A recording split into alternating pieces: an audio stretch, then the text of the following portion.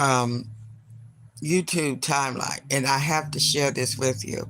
I hope Doug Brandon, well, he has 1.9 views 11 months ago.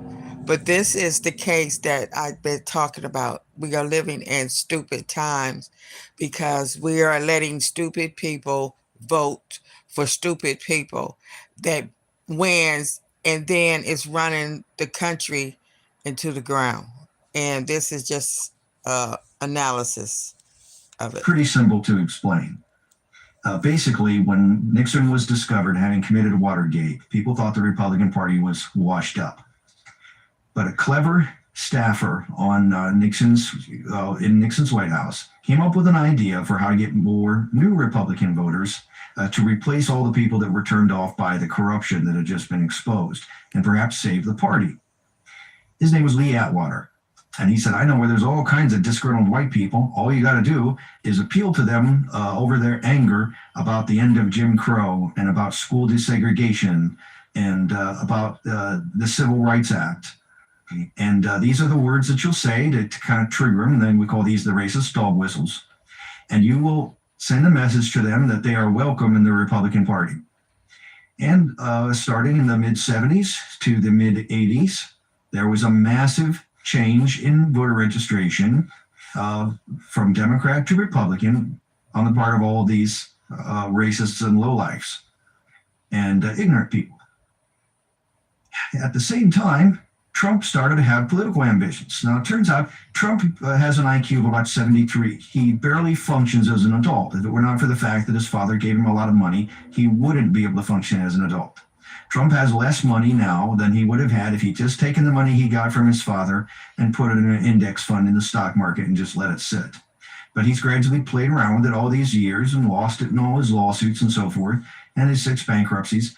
And he's dissipated a fortune over his lifetime. Now, he's had the Russians for the last 20 years to bail him out, but ordinary people cannot be as dumb as Trump and still function. But Trump came out onto the public stage and started talking boldly like he wanted to do things politically and help the people of America. And he speaks like a third grader because that's what somebody with an IQ of 73 talks like, even if they're an adult. Linguists have analyzed his speech and they've made it plain. He speaks English at a third grade level. This energized dumb people because for the first time they could understand a presidential candidate. And they said things like, oh, he speaks his mind. He's the first guy that doesn't use a bunch of fancy words and confuse me. Now I finally understand what he's saying. And of course, what he was saying was a lot of things they wanted to hear. They were the racist dog whistles. And so you had a beautiful alliance from their perspective of racists and stupid people. The lower 12% of the IQ distribution corresponds perfectly to Trump's supporters. Now, these people are so intelligent that there's actually a federal statute that prohibits their induction into military service. They didn't want to have a repeat, Congress didn't want to have a repeat of the McNamara's morons incident from Vietnam, which is a notorious thing you can look up on your own. McNamara's morons, it's called. Basically, we had a Secretary of Defense who had the idea that, hey, why don't we recruit low intelligence people, send them to war and see what happens. And what happened was they died in droves, and of course, things got worse. And so they didn't want that to happen again. So they actually passed a law. You're not allowed to recruit and induct into military service the lowest 12% on the IQ range. But they're still allowed to vote, and Trump energized them. He made dumb people think that they finally understood politics. He made people stood around proud of themselves thinking that they had a grasp of the issues because they could tell on some level that Trump wasn't much smarter than they were, but there he was, a big shot. So he seemed like a champion for them. Of course, all these people forget that they aren't rich. They didn't have a dad hand them the equivalent of $412 million. And they can't do the things that Trump does, and they can't get away with the things Trump has gotten away with. And even Trump himself is not going to get away with them indefinitely. But the stage has been set, and this is where we're at.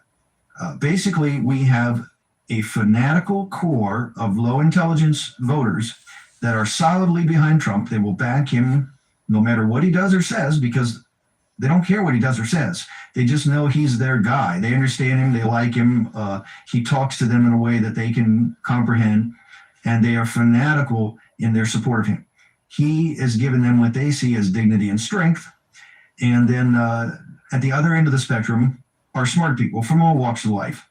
I actually used to be a Republican myself. I'm ashamed to admit it now, but I know I'm not alone. I mean, millions of people who make sure that they turn out to vote against Trump used to be actual Republicans, because the Republican Party is now nothing but a loony bin of the very low intelligent, and there's just no way that you can be associated with them at all. So now it's going to be some range of conservative to liberal Democrats again, except that it'll mean something different than it used to mean. I mean, those Democrats won't be conservative because they're